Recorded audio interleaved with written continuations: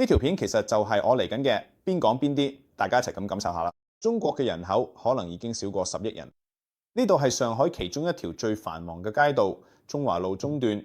有啲日子呢度睇落好似一個正常熱鬧嘅商業區，但係好多時候佢正常營業時間呢度都好靜。佢啲人好明顯，2018年嗰陣時情況就唔係咁。佢知乎即係中國版嘅 Quora 有條詳細嘅討論串講到，以前疫情之前呢條街嘅鋪頭門口成日都排滿晒人啦，一年365日都係咁。而家有時你行緊路，突然之間就會塞住晒，好似人肉塞車廂，根本唔使望前邊都知發生咩事。你已經知道一定有人喺度排隊等緊啲咩。而且唔止呢度，上海好多地方都見到啲人流減少咗，好似地鐵咁啦。而家有啲以前成日爆滿嘅地鐵線呢，依家都會有啲時間係冇乜人啦，甚至成卡車都空晒啦。2025年有個中國 vlogger 去坐外灘，佢話嗰度都仲係好多人。呢個係喺農曆新年期間，但係都喺以前咁多人。喂 ，Gucci 商場都已經佈置好晒，燈籠都掛起咗，春節氣氛都準備好晒，但係冇人就唔見咗。或者至少佢哋以前嗰種熱情，以前嘅食店門口成日排長龍，依家嘅人都少咗好多。你可以直接行入去，冇人排隊，冇人推撞，亦都唔使等。問題係冇人去晒邊度呢？梗係啦，如果你仲係搭緊上海11號線地鐵，上班族嘅繁忙時間都仲係逼爆架車，或者你星期六下晝或者夜晚去淮海路，都仲會見到有外國遊客或者本地人潮。節日季節嘅時候，咁當然咧，到處都仲有人啦，甚至冇地鐵站都仲好似有好多人咁。但係總覺得同以前唔一樣嘅，總覺得有啲唔對路。梗係啦，中國到處都仲有好多人，但就冇以前咁多。好啦，可能大家只係返喺屋企過節，可能新年期間返鄉下就係大家慶祝嘅目的地。咁樣都合理正常啫，係咪？打工仔返鄉下，小城市開始多人，大城市就靜咗落嚟。但問題就冇啦。照道理，去到呢個時候，喺中國喺返咗新年期間嘅片，大家應該都返晒嚟啦。工廠應該開工，寫字樓返工，學校都開學。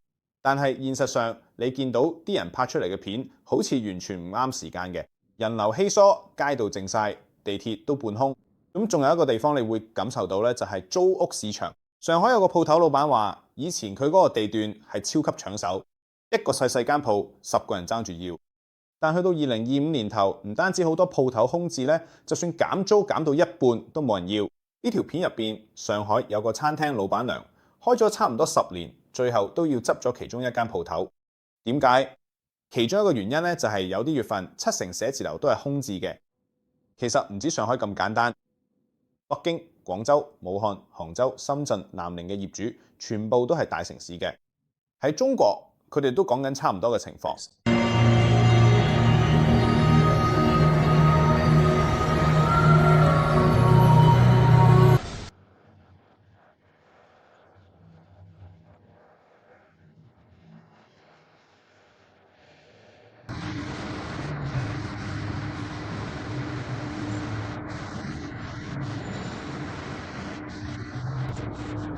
同一時間發生緊，成個商場都要執笠，細嘅城市條街都冇人，生意都執晒。90年代嗰陣，中國官方話得10億人口，嗰陣時到處都係人山人海，你都唔敢出街，因為一出門口就撞到人。而家就話有14億人口，咁點解而家感覺上反而更加冷清？嗰4億人去咗邊？官方2023年人口統計話，中國總人口大約有14億1000萬人，中型或者以上嘅城市人口大約有5億6千萬，細啲嘅城鎮同鄉村地區人口大約有8億5千萬。我諗花少少時間講清楚一個你可能有啲誤解呢，就係關於你對身邊環境嘅個人感受。如果你住咗大城市，你話或者覺得好似少咗100萬人，聽落好似好難相信。好似上海咁，一個有2500萬人口嘅城市，少咗100萬人，或者有100萬人去咗第二度，紙上嘅好似好多，但其實對於咁大規模嘅人口嚟講，實際上睇落又唔算太多。呢度有個好好嘅例子，用一個中國以外嘅例子嚟講下人口感覺。紐約市大約有8至到900萬人口，自從2020年開始，大約有50萬人離開咗，搬去咗其他州。當然唔計去世嗰啲人。疫情之前呢，紐約市成日都要排隊先可以入餐廳，有時係要等2個鐘，或者係由一個地方去另一個地方都要好耐時間啦。而家好多地方連隊都冇得排，交通都冇以前嘅塞，尤其係以前過荷蘭隧道入曼哈頓嗰陣，而家基本上好少塞車。我唔係話完全冇塞車，我只係想講繁忙時間梗係會有啲塞，但好多時都算幾好。你唔會覺得成個城市少咗50萬人哋？喺中國又係咪都係咁呢？其實原來唔係。不如我哋先拆解下啲人搬離城市呢個概念。咁如果中國嘅城市而家比以前感覺冷清嘅，係咪冇人全部翻去鄉下村度？其實唔係。理論上好似有道理，但係當啲人真係去鄉下嘅村莊拍片之後，就唔係嘅。有個人去咗浙江一個叫四明山村嘅地方，佢哋鏡頭前面嘅介紹，風冇一日。喺中國社交媒體上邊呢啲片其實有好多，鏡頭入邊咧，你會見到有鋪好嘅街道，有一排排整齊嘅屋，有啲仲好新淨添，有個公共廣場，仲有啲獨立別墅。但係呢啲村莊好多都好似冇乜人住嘅。但其實呢個地方有個特別嘅故事。如果你上中國維基百科或者百度查下，呢度以前係一個好興旺嘅地方。呢個地方仲曾經被評為模範村。喺浙江省2006年嘅時候，呢條村有413戶，大約1100人。佢以前咧仲被叫做模範小康村。呢度本來就係要做示範，等所有村都可以達到呢種小康生活。佢點解會由一條模範村變成一條寄人嘅村呢？甚至仲有一篇文章聲稱呢個曾經係一次高端嘅戰略性嘅整個村莊向城鎮嘅搬遷，但係佢始終冇解釋嗰啲人究竟去咗邊度。咁佢哋去咗邊度呢？火星、平行宇宙、多元宇宙，或者就此消失咗。如果啲人正在從嗰個城市同埋鄉村嘅消失，佢哋都去咗邊度呢？與此同時，有一個地方似乎變得越嚟越繁忙——火葬場。2024年，廣東省某縣級市嘅一名殯儀館工作人員發布咗一段視頻。佢所在嘅縣只有30萬人口，但佢表示殯儀館每日都擠滿咗人，你需要取號排隊辦理親人嘅火化手續。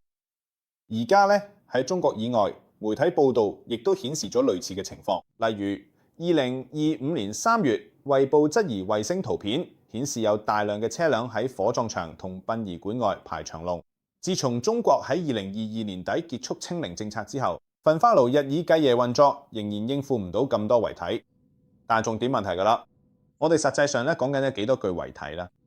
喺中國民政部2022至2023年嘅官方統計數據入邊，有一樣嘢好方便嘅消失嘅，就係火化數字。嗰一行數據就冇每年都唔見嘅。其實背後真正嘅原因係咩呢？有人話只係經濟下行啫。冇人唔去購物，可能都唔出街，所以條街攞落好冷清。火葬場啦，可能都係因為人口老化啦，呢個都係另一個大問題。但係呢個都解釋唔到啦，因為而家中國人嘅預期壽命咧其實升嘅。亦都有人話可能係因為電商大家都上網買嘢，所以實體店執笠或者購物街睇落冷清。但其實呢啲講法都有冇道理，但係都唔能夠解釋晒成個情況。要記住，中國農村同細城市嘅人口官方數字大約有8億5千萬，所以如果真係喺城市以外嘅地方，應該更加多人先啱。去到某個位，你就會得出一個幾唔舒服嘅結論，而我都係佢哋。如果真係有大規模人口變動，佢數據又冇記錄，唯一會造假數據嘅就係中國共產黨。冇任何私人公司、獨立機構甚至假嘅全國運動可以改變呢個事實，只有中國政府先睇到嘅數據。所以當然喺中國，由數據收集到最後發布，全部都極之不透明。人口就係最基礎嘅數據，佢決定嘅經濟潛力、勞動力、軍事人力同埋市場規模都係。呢啲真係一個國家實力嘅基石。所以你都明白點解中共會做數或者人講呢啲嘢。而家其他國家嘅專家都好執着問中國人口係咪真係有14億？喺我哋嘅 COVID-19 之後就唔係啦。但係 David 佢一個國家可以隱瞞失去幾億人口嘅，可以佢哋做得到，中國做得到。強制活摘器官咧喺中國真係發生緊，中共可以掩蓋呢啲事，呢個係全國性嘅醫院行動。新疆嘅再教育營中國都可以掩蓋呢啲事。有個演員死咗，叫做于朦朧，但冇人知實際發生咗咩事。上海、西安、新疆地區、武漢呢啲城市同好多其他地方封城咗幾個月，但其實你都唔會聽到入邊發生啲咩事。早喺疫情之前，已經有人開始懷疑中國人口嘅實際數字。例如，早喺2018年，俄羅斯媒體就流傳話中國真正人口其實只係8億，唔係14億。有個俄羅斯網站 Peekaboo 仲出咗篇文章，叫做《中國造假人口數據》。佢引用咗一位叫 Viktor Mikhailov 嘅專家，話佢用糧食產量同進出口數據去估算中國人口大約8億左右。其他俄羅斯媒體據稱就將官方公佈嘅城市人口數字加埋，結果得出嚟淨係得2億8千萬人。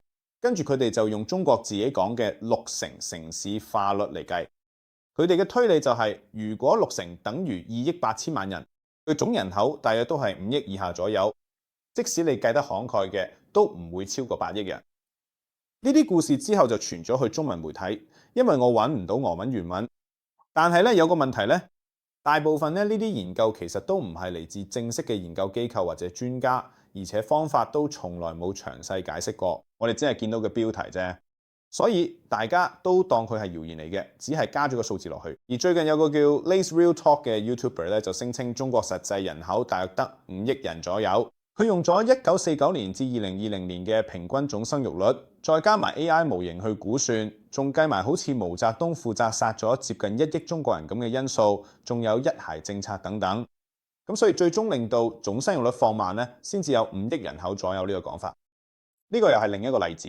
跟住仲有日本鹽計算嗰個謠言，係咪？有喺網上論壇流傳話，2019年有個日本研究員根據一份行業報告，佢喺中國食用鹽產量大約6至700萬噸，然後假設每人每日食鹽量，最後得出中國只可以有大約8至9億人口。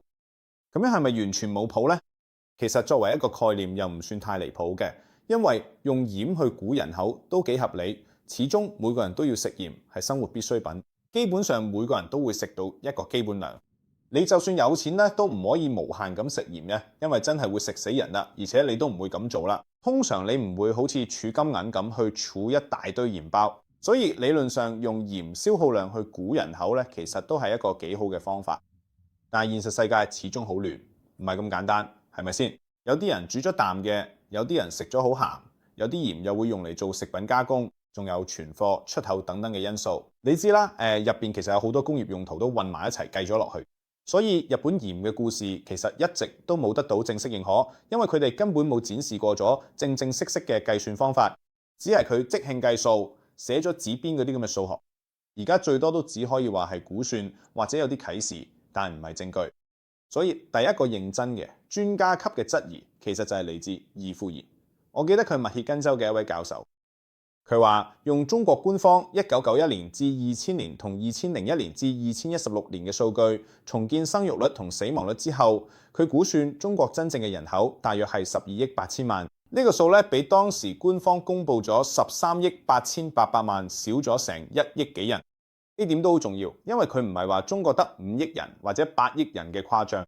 佢嘅意思係人口數字係有水分，但都只係誇大咗幾千萬。最多1億幾，唔係成個國家一半嘅誇張，所以其實佢想象中咁嚴重。跟住去到2022年呢，有件大事發生嘅，就係上海公安數據庫被黑客入侵，有個自稱中國丹嘅黑客，聲稱入侵咗上海公安局嘅數據庫，佢哋大約9億7千萬人嘅資料，佢放咗75萬條數據做樣本，然後用大約10個比特幣嘅暗網賣晒其餘嘅資料。當然，我哋冇辦法直接聯絡到呢個黑客。但有人試過用佢嘅樣本打電話俾啲人確認下佢資料係咪真，係呢啲真係實實在在嘅記錄。你會見到真名、真身份證號碼、真電話號碼。而家咧，葉富賢同其他人都留意到咧，今次泄漏嘅上海公安數據庫咧，其實就係全國登記系統。因為喺中國入邊咧，警方嘅數據網絡全部都互通，所以基本上呢個就等於全國人口登記。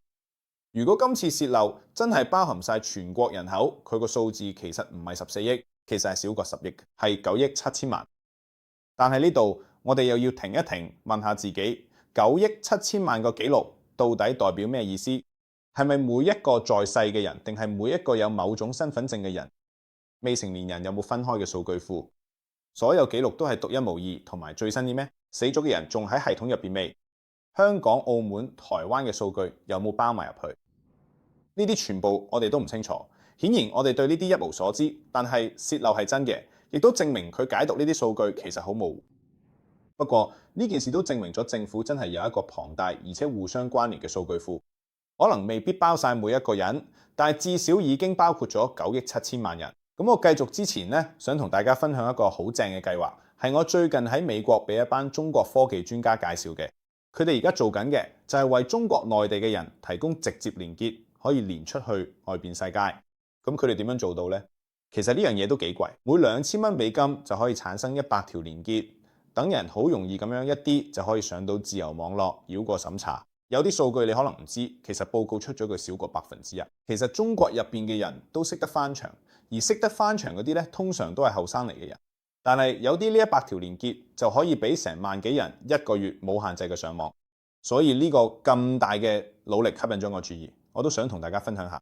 如果你都想支持呢個行動，可以考慮睇下嗰個捐款連結，個連結就喺下面嘅說明欄度，因為呢個就係你可以直接出一分力幫手對抗中共同佢嗰個審查防火牆，而且咧呢個都應該係最有效幫中國人嚟到聽到同埋讀到外邊世界嘅方法。呢個都係我哋一個使命，就係要俾中國入邊嘅人有希望，知道外邊有人幫佢哋發聲。所以再提多次，記得去睇下捐款連結，支持呢個計劃。呢個捐款可以扣稅，而且你會收到實際嘅使用報告，可以清楚知道你嘅錢用咗喺邊度。多謝你哋再次支持。咁我哋翻返去正片啦。而家我哋再加多一種數據，就係原鹽產量。根據行業研究，2015年至2019年間，中國原鹽年均產量大約有6600萬噸。去到2020年就跌咗落去5850萬噸，2021年就係5710萬噸，2022年更加跌穿5000萬，去到大約4986萬噸，即係話疫情前後產量大約跌咗24至25%。點解新冠疫情之後鹽嘅產量會突然間大跌呢？理論上有2個解釋。第一，產能下跌，因為工廠停工同封城令生產減少；第二，需求下跌。人口少啲，國內消費力又弱啲。如果產能跌價，但係中國嘅需求咁變，其實應該要多啲入口食用鹽，但佢哋又冇乜做，所以有啲研究人員就話，隨住大家飲食越嚟越重口味，人均食鹽量其實係慢慢上升緊。咁樣原鹽產量跌咗25%，可能代表人口跌得仲多，即係大約25%或者更多。如果你用官方數字14億人減咗25%，即係有3億5千萬人唔見嘅。其他因素咧都有人講可能少啲4億人，當然咧主要都係因為疫情，但呢啲都只係大概嘅數字啫。咁我哋繼續講落去啦。而家我哋知道原鹽包括工業鹽、出口、庫存、政策決定等等，係咪？咁所以咧呢個又係另一個線索，證明有啲嘢唔啱數。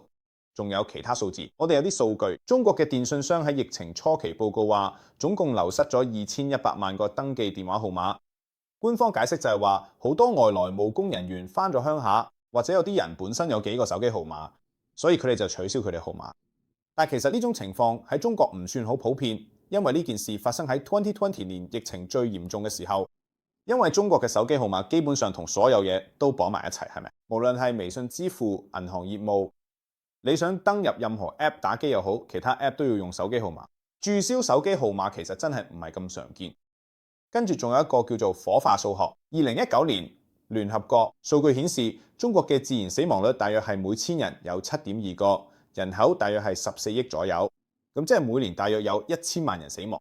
火化率大約係52.4%，所以大約每年有520萬具遺體喺中國被火化，仲有480萬人係土葬。咁即係每個月大約有43萬宗火化。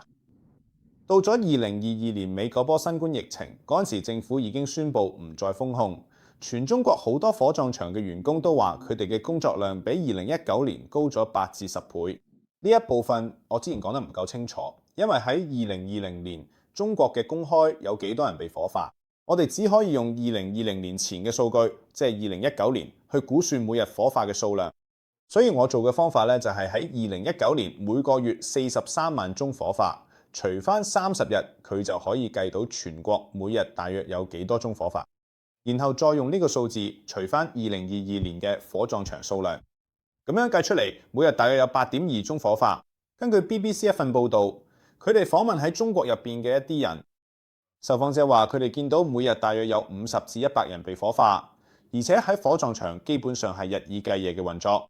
當然啦，考慮埋呢點，其實中國每一間火葬場都未必咁繁忙，但係你都可以用呢個數字去估算火化人數大約增加咗5倍至10倍以上。順帶一提，呢啲數據只係用咗2019年嘅資料，假設2022年佢發生咗咩特別嘅，但其實大家都知2022年發生咗好多極端嘅事，所以其實呢個都唔係最準確嘅估算，但係起碼係一個我哋可以用嚟參考嘅數字或者比例。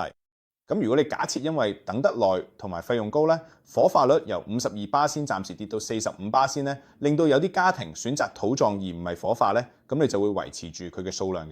如果你用9倍去計3個月呢，你就可以估算到類似嘅嘢數字，大約有1160萬宗火化咗嗰3個月內，再加埋大約1420萬宗土葬，即係話3個月內大約有2500至2600萬人死亡。有啲網民甚至推算得更高，話一波就有5000萬人死咗。而家點解呢個講法有可能成立？就係因為封控突然結束之後，好多人一直困咗屋企，根本冇建立到對新冠病毒嘅免疫力，跟住佢哋突然間感染嘅情況就好嚴重啊，仲有啲老人家，所以先會有咁多同火化有關嘅問題出現。之後仲有一波又一波嘅疫情反覆爆發，佢哋叫呢，佢唔同名，好似支原體，又或者叫支原體肺炎咁。去到2023年，醫院入邊仲出現咗一波好大嘅兒科高峰，細路仔又有啲所謂季節性流感，全部都懷疑係新冠爆發。封控完咗之後，但係佢哋從來都冇咁樣講過。你又會見到廣州嘅醫生投訴，話醫院單日高峰期都要冇成1500到1600個兒科病人。所以當你將所有嘅加埋一齊，你有條街嘅人、睇穿嘅人、火葬場爆滿，仲有啲失蹤嘅火化數字、統計數據、鹽倉數據、俾黑客入侵嘅公安數據庫、俄羅斯糧食計算、日本鹽傳聞，仲有美國一個人口專家話你少咗1億人，再加埋多波呼吸道感染，基本上都係新冠，好容易令人覺得可能中國真係死咗3-4億人，可能實際人口接近10億。而家我哋退一步講下佢悶悶地嚟計算，即係生育率、預期壽命同埋世代數學問題。1950年中國大約有5億5千萬人，之後30年女性平均生5至6個小朋友，預期壽命由大約44歲升到60幾歲。即使你減咗8000萬因為饑荒同政治運動而死嘅人，佢高生育率帶嚟嘅正效果都係人口大幅增長。就係咁，你由5億5千萬人去到1980年差唔多9億8千萬人，由1980年到2000年，因為一孩政策，生育率由大約2.7跌到1.6左右，預期壽命繼續上升，去到70歲頭。而家人口仲係有增長，不過增長慢嘅啫，係咪？由9億8千萬去到大約12億6千萬。去到2020至2022年，人口升到13億，生育率一直低過更替水平，跌到大約1.3至1.0左右。呢段時間預期壽命繼續升到大約78歲。因為有一大批嘅出生潮，即係人口推高咗少少，大約去到14億，然後就見頂，開始慢慢跌落嚟，係咪？呢個世代模式即係大爆發、增長放緩、平穩再到下跌，其實同聯合國官方數據都好吻合。甚至同中國自己嘅統計數字都一樣，但係如果你想話而家實際人口係大約14億，其實你冇乜理據去支持呢個講法，因為最少你已經因為高估嘅數據而少咗1億人，而且我哋都唔可以完全信中國嘅數據，計數都係咁啱啱好，係咪？就好似我哋頭先解釋咗，最少都比實際報出嚟嘅數字少咗1億人，再加埋其他額外嘅嘢。咁所以如果你今日想講中國實際人口大約係13億，咁其實你起碼都比官方數字準確嘅，因為至少根據沈亦菲嘅講法呢，數字就係咁啱啱好啦。但係睇翻我哋有3年清零政策，再加埋其他證據，例如2022年嗰啲數據，如果中國人口其實比報出嚟嘅數字低得多，佢今日中國人口絕對唔可能有14億，而中國人口可能少過10億呢個講法其實都好有根據。而家就睇到有趣嘅地方。咁假設我哋可以根據嗰1400萬人口入邊失蹤嘅人數嚟計算，我哋最尾都會得出大約10億左右。而呢個數字咧，其實同嗰個黑客泄漏出嚟嘅數據咧都吻合，亦都同俄羅斯同日本嗰啲估算咧差唔多，甚至可能再高少少。如果我哋再進一步講，中國其實淨係得大約5億人口，咁你就要聲稱幾乎自1950年以嚟，所有記錄上嘅人口增長都係假嘅，成億計真實出生根本未曾存在，或者直接被抹走，一半人口就冇消失咗。我覺得而家嘅數據仲未去到可以支持呢個講法嘅地步。但其實仲有其他角度可以睇呢件事，例如芝加哥大學嘅教授 Luis Martinez 就發表過一份報告，話中國經濟可能比我哋想象中細6成。佢用嘅夜間燈光、衛星地圖同用電量嘅分析，結果同官方統計數字有出入，因為經濟增長應該同用電量增加有關，但衛星見到中國嘅夜間燈光量卻同嗰個數字唔吻合。所以如果我哋要相信中國人口根本嘅官方數字咁多，咁我哋都唔可以相信佢哋嘅 GDP 係真。其實如果佢哋嘅 GDP 唔係真，根據呢個研究，呢個好大機會就係佢哋用電量唔對路嘅原因，因為好明顯佢哋根本嘅我哋以為咁多人口。Martinez 教授研究喺1992年至2008年間184個國家，將每個國家夜間燈光增長同佢哋報告嘅 GDP 增長作比較。佢發現，正如預期，當夜間燈光增長嗰陣，所有國家通常都會報告 GDP 增長。但當佢將專制國家同民主國家分開佢哋，就出現咗一個好明顯嘅模式。專制國家報告嘅 GDP 增長數字通常比夜間燈光增長高出足足35百分比。所以針對中國 ，Martinez 就話，根據佢嘅分析，中國喺1992年至2008年間嘅 GDP 增長，實際上每年大約係4.9%，而唔係官方報告嘅平均6.3%。咁即係話，佢哋可能冇用緊實際嘅人口數字嚟同我哋講。再講多次，呢啲全部都係根據數字嘅推算嘅。但係如果你真係去中國，你會見到到處都係人，你特別係一線城市啦，去大城市，好似你去洛杉磯咁，或者紐約啦、芝加哥啦，都係好多人。咁問題就係咁樣，我哋應該點睇呢？其實簡單嚟講，呢個情況幾尷尬。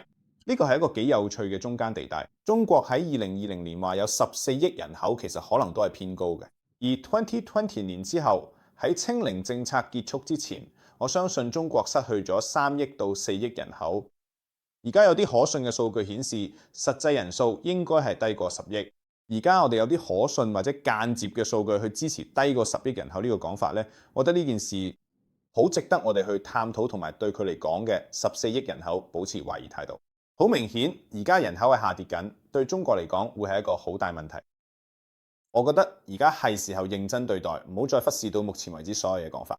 而家其中一啲講法可能相當離譜，即使對我嚟講都難以置信，但我仍然認為有足夠嘅間接證據，因為我哋永遠冇辦法獲得直接證據嚟判斷其中必有及晒。非常之感謝大家收睇本期節目，請喺評論區留低你嘅諗法。如果你自己進行咗計算，亦都請同我分享。非常感謝你嘅觀看，希望你鍾意，我哋下次再見。